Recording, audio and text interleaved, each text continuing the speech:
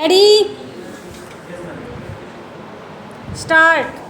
सभापति महोदय, सरकार ने कई कृषि फार्म खोले हैं विराम। क्या ये फार्म घाटे में नहीं चल रहे हैं विराम? अगर सारे खर्च जोड़ दिए जाएं, बड़े बड़े अधिकारियों के वेतन जोड़ दिए जाएं तो पता चलेगा कि सारे ये कृषि फार्म घाटे में चल रहे हैं विराम। क्या इसी तरह से आप सारे किसानों को घाटे पर खेती करने के लिए मजबूर करेंगे विराम। पैराग्राफ। जिस क्षेत्र से मैं आता हूँ वहाँ एक पुल बना है विराम। मैंने 10 वर्ष तक अपनी विधानसभा में इस पुल के लिए कोशिश की है विराम। जिस दिन से मैं यहाँ आया हूँ बराबर उसकी चर्चा करता आ रहा हूँ, बराबर कोशिश कर रहा हूँ विराम। मैं कहता हूँ कि गंगा पर वह पुल बने। उस पुल को बनाने का आश्वासन भी मिला था विराम। एक प्रश्न के लिखित उत्तर में यह जवाब दिया गया था विराम। यह कहा गया था कि इसको हाथ में लिया जाएगा विराम। अब मालूम हुआ है कि उस योजना को उठाकर ताक पर रख दिया गया है और यह पुल नहीं बनेगा विराम।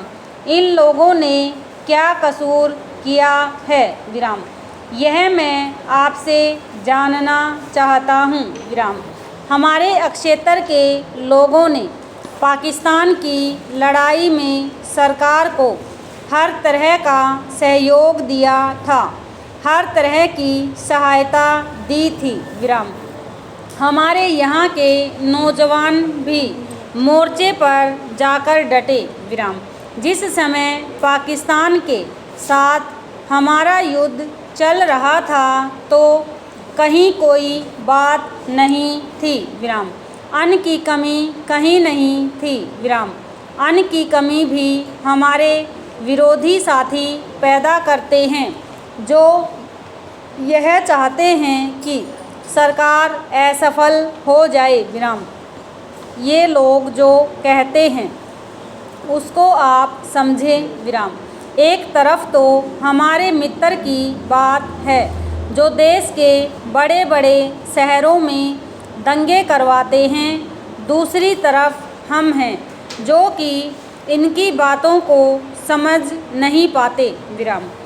इनको सभी वे लोग मिल जाते हैं जो बेकार होते हैं या जो दंगे करवाने के लिए उत्सुक हैं विराम। इसलिए सरकार का इन सारी चीज़ों की तरफ ध्यान जाना चाहिए और उसको सोचना चाहिए कि क्या तरीका इन सब से बचने का हो सकता है विराम।